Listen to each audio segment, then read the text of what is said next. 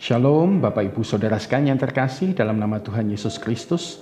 Senang berjumpa dengan Anda pagi hari ini. Saya mengajak kita mempersiapkan diri kita untuk menerima berkat firman Tuhan. Untuk itu mari kita berdoa bersama. Bapa yang kami sembah di dalam nama Tuhan Yesus Kristus, kami bersyukur pagi ini Tuhan membangunkan kami dalam kekuatan dan kesehatan daripada-Mu. Dan kini Tuhan kami membuka hati dan pikiran kami rindu menerima berkat firman-Mu di dalam kehidupan kami. Berbicaralah kepada kami Tuhan, sebab kami siap mendengar. Hanya di dalam nama Tuhan Yesus kami ucap syukur dan berdoa, kami katakan amin. Bapak Ibu Saudara yang terkasih dalam nama Tuhan Yesus Kristus, pagi ini saya mengajak kita merenungkan satu firman Tuhan dengan tema berdoa di dalam roh. Berdoa dalam roh. Untuk itu kita melihat firman Tuhan dalam kitab Efesus 6 ayat yang ke-18. Alkitab berkata demikian. Dalam segala doa dan permohonan, berdoalah setiap waktu di dalam roh dan berjaga-jagalah di dalam doamu itu dengan permohonan yang tak putus-putusnya untuk segala orang kudus. Efesus 6 ayat 18 sekali lagi, berdoalah setiap waktu di dalam roh dan berjaga-jagalah di dalam doamu itu dengan permohonan yang tak putus-putusnya untuk segala orang kudus. Nah, Bapak Ibu Saudara-saudara sekalian, dalam Efesus pasal 6 ini mulai ayat 12, Rasul Paulus mengajarkan bahwa kita sebagai orang-orang percaya harus mengenakan selengkap senjata Allah. Perlengkapan senjata rohani yang Allah sudah berikan. Saya rasa Anda bisa mengingat daftarnya yang meliputi ikat pinggang kebenaran, baju sirah keadilan, ketopong keselamatan, kasut kerelaan memberitakan Injil, pedang roh dan perisai iman, dan satu senjata rohani lagi yang Rasul Paulus ajarkan sesuai yang kita baca dalam Efesus 6 ayat 18 tadi adalah berdoa setiap waktu di dalam roh. Nah, apa artinya berdoa di dalam roh? Berdoa di dalam roh memiliki arti sederhana, yaitu kita berdoa sesuai dengan pimpinan Roh Kudus di dalam kehidupan kita. Itu berarti kita berdoa untuk hal-hal yang Roh Kudus mau kita doakan, yang Roh Kudus gerakkan hati dan pikiran kita untuk mulai mendoakan. Ini juga merupakan salah satu senjata rohani yang penting, yang tidak boleh kita remehkan. Ketika kita mau menjadi pemenang dalam peperangan rohani kita, dalam kehidupan sehari-hari kita, maka saya percaya kita harus memakai selengkap persenjataan Allah, termasuk berdoa di dalam roh. Nah, mengapa kita berdoa di dalam roh? Bapak Ibu Saudara yang terkasih di dalam nama Tuhan Yesus, kita berdoa di dalam roh atau kita perlu berdoa di dalam roh sebab kita ada dalam situasi peperangan rohani. Kita ada dalam situasi peperangan rohani. Efesus 6 ayat 18 secara konteksnya sekali lagi itu adalah arahan Rasul Paulus kepada jemaat di kota Efesus untuk mengenakan selengkap senjata Allah dalam rangka melakukan peperangan rohani. Satu bagian firman Tuhan dalam Alkitab The Message, saya mohon izin membacakannya dalam bahasa Inggris, dikatakan demikian. In the same way, prayer is essential in this ongoing warfare. Dengan cara yang sama, doa adalah sesuatu yang penting di dalam peperangan rohani yang sedang berlanjut ini. Bapak Ibu Saudara sekalian, sadar atau tidak sadar, suka atau tidak suka, kita semua sedang ada dalam area peperangan rohani. Dan untuk itu kita harus sadar, waspada, dan berjaga-jaga di dalam area peperangan rohani kita itu. Sebab kitab Pengkhotbah mengatakan tidak ada istirahat di dalam peperangan. Begitu hari pertama kita menyatakan diri kita sebagai pengikut Yesus, kita secara otomatis telah menjadikan diri kita sebagai musuh daripada si jahat. Dan untuk itu kita harus menjalani kehidupan setiap hari dengan kewaspadaan. Sebab kita sedang ada dalam peperangan rohani. Ini seperti hari-hari di mana kita hidup dalam situasi pandemi COVID. Kita harus tetap waspada. Kita harus pakai protokol kesehatan. Kita tetap harus menjaga jarak. Kita harus menjaga diri kita dan orang yang ada bersama dengan kita. Sebab penularan COVID sedang terjadi di mana-mana dan Dengan kewaspadaan yang sama, inilah cara hidup kita dalam area peperangan rohani. Dan saudara sekalian, sementara kita hidup dalam area peperangan rohani, maka berdoa sesuai pimpinan Roh Kudus adalah salah satu senjata rohani kita. Alkitab berkata bahwa musuh kita itu nyata.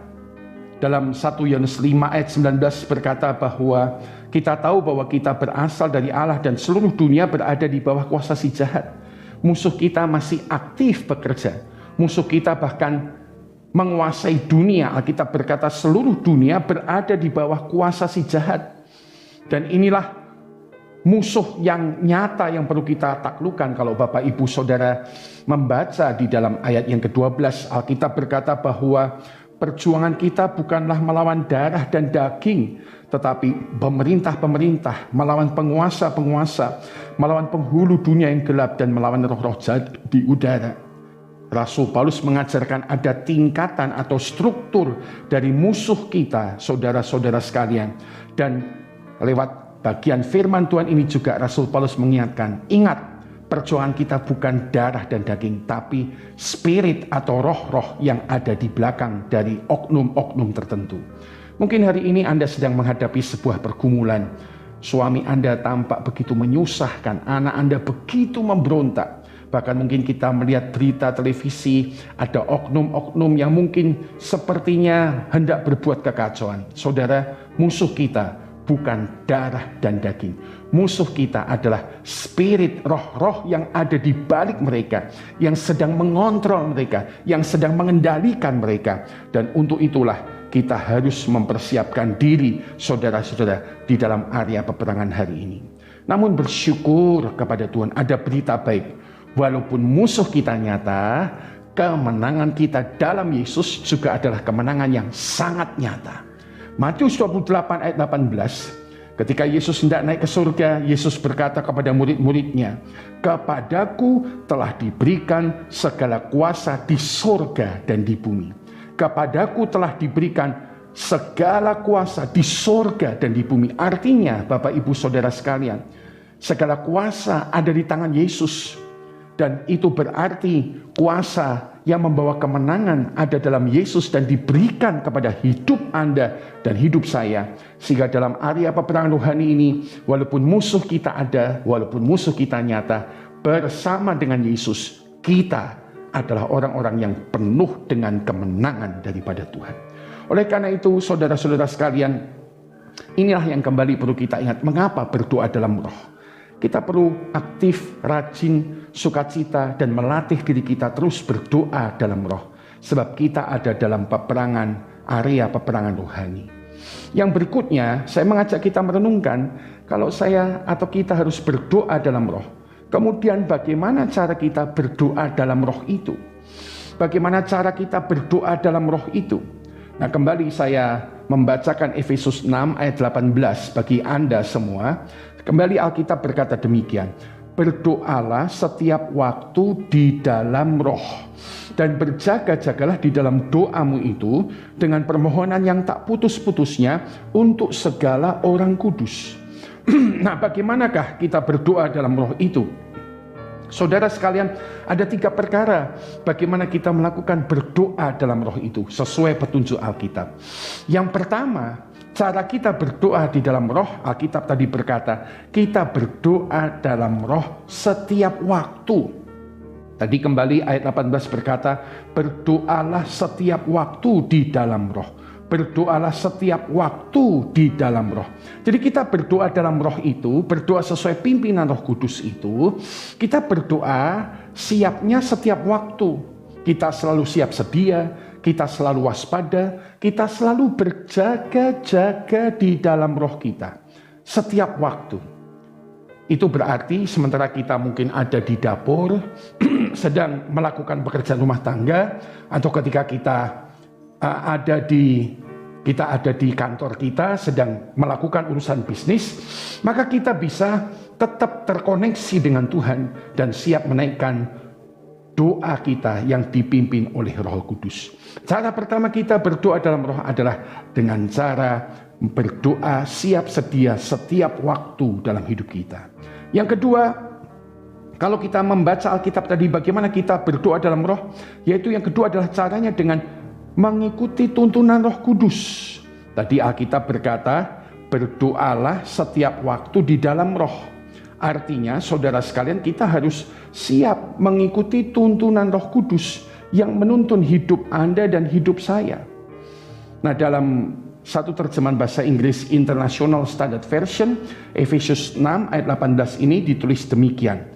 Pray in the Spirit at all times with every kind of prayer and request. With every kind of prayer artinya dengan berbagai macam bentuk doa dan permohonan kepada Tuhan. Artinya saudara sekalian bahwa ketika kita dituntun oleh Roh Kudus, belajarlah berdoa dalam Roh sesuai tuntunan Roh Kudus itu dengan berbagai macam doa. Nah, kalau kita belajar secara umum saudara sekalian, ada macam-macam doa, ada macam-macam bentuk doa kan, ya. Yang pertama ada bentuk doa permohonan, ya, doa permohonan, doa permintaan. Ini yang paling sering kita kerjakan. Kalau Roh Kudus sementara kita melakukan aktivitas kita, mengingatkan hati sama pikiran kita tentang sesuatu, kita bisa menaikkan doa dalam bentuk yang pertama ini, yaitu doa permohonan atau doa permintaan. Yang lain ada doa pengucapan syukur. Yang lain ada saudara sekalian berseru doa, ya, berseru doa, berteriak dalam doa, berseru kepada Tuhan. Yang lain kita belajar ada macam doa yang lain, yaitu doa peperangan rohani, saudara. Ini sesuatu yang nyata. Ini sesuatu yang nyata. Mungkin kita menganggap ini sesuatu yang aneh, tapi sebetulnya tidak aneh. Ingat, Alkitab tadi bilang, si jahat ada menguasai dunia, tapi kuasa ada di dalam tangan Tuhan Yesus. Maka kita harus tahu ada yang namanya doa peperangan rohani itu. Kalau memang doa peperangan rohani itu tidak ada, mengapa kita masih bisa melihat ada orang kerasukan setan yang diusir dalam nama Yesus dan setan itu pergi? Sebab ada doa peperangan rohani, itu jawabannya. Yang lain ada macam doa namanya doa syafaat, doa untuk kepentingan orang lain. Jadi saudara-saudara sekalian, Alkitab berkata, berdoalah setiap waktu di dalam Roh sesuai pimpinan Roh Kudus. Doa sesuai yang Tuhan Roh Kudus arahkan kita untuk mendoakan. Jadi kita kalau berdoa tidak harus selalu memohon. Kadang-kadang kita bisa berdoa dengan berkata, terima kasih Tuhan, aku mengucap syukur untuk pemerintahku yang diberkati Tuhan. Aku mengucap syukur untuk presidenku yang diberkati oleh Tuhan. Aku mengucap syukur untuk bangsa negaraku. Itu doa pengucapan syukur. Tapi Anda juga bisa meminta, Tuhan berkatilah presidenku, Tuhan berkatilah bangsa dan negaraku. Maka Anda menaikkan doa permohonan. Atau Anda melakukan doa peperangan, segala roh-roh jahat yang hendak mengganggu bangsa dan negaraku, aku patahkan dalam nama Yesus Kristus. Maka Anda sedang melakukan doa peperangan. Apapun bentuknya, ikuti Roh Kudus di hati dan pikiranmu. Berdoa dalam Roh setiap waktu, berdoa dalam Roh sesuai dengan pimpinan daripada Tuhan Roh Kudus. Dan yang ketiga, bagaimana berdoa dalam Roh? Alkitab berkata, untuk segala orang kudus. Untuk segala orang kudus, artinya berdoa dalam Roh. Yang ketiga caranya adalah berdoa untuk semua orang kudus, orang-orang percaya yang Tuhan ingatkan, para pemimpin-pemimpin rohani yang Tuhan ingatkan, dan juga pemimpin-pemimpin bangsa kita yang mungkin Tuhan ingatkan. Saya percaya saudara sekalian, inilah masa-masa yang paling membutuhkan doa-doa Anda dan saya, khususnya bagi semua orang percaya. Anda sudah tahu 8 bulan ini, bahkan pada waktu-waktu ke depan kita masih mengalami situasi pandemi. Bukan tidak mudah, banyak orang yang mungkin khawatir. Disitulah doa dalam Roh Anda harus dilepaskan. Mungkin ada temanmu yang sedang bergumul, dan mungkin kita nggak tahu, tapi tiba-tiba Tuhan ingatkan namanya dia. Belajar pekah, berdoa dalam Roh. Sebut namanya dalam doa, Tuhan, aku berkati kawanku itu. Mungkin saudara sekalian berdoa juga buat para pemimpin rohani. Gerejamu membutuhkan doamu.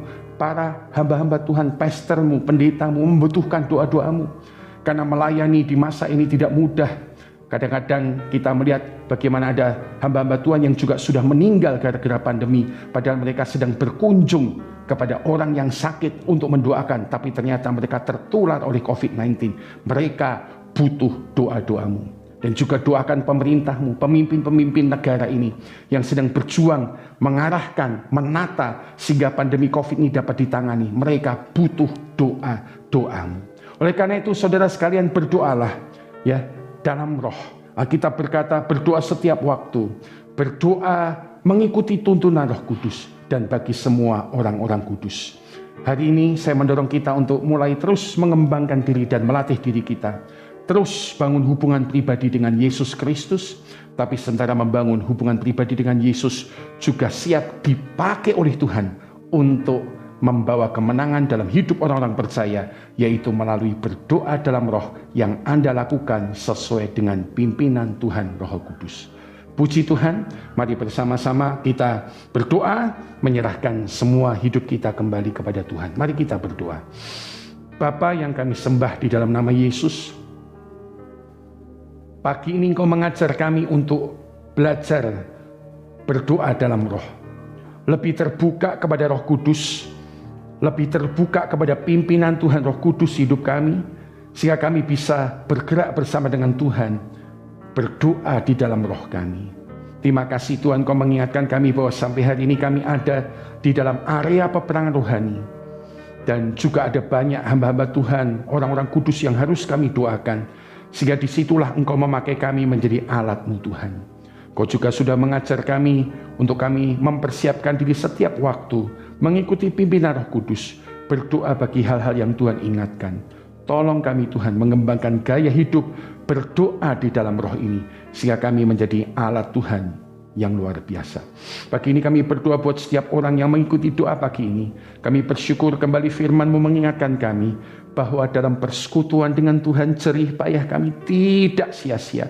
Kami sudah bangun pagi-pagi, kami mencari Tuhan, kami mencari hadirat Tuhan. Sepanjang hari ini dan minggu ini, hadirat Tuhan ada di hidup kami, membawa kemenangan dan sukacita dan berkat-berkat-Nya. Terima kasih Tuhan, kami persembahkan hidup kami lebih jauh lagi kepada Engkau, dan kami jalani hari ini dengan sukacita. Hanya di dalam nama Tuhan Yesus Kristus kami mengucap syukur dan berdoa. Haleluya. Amin.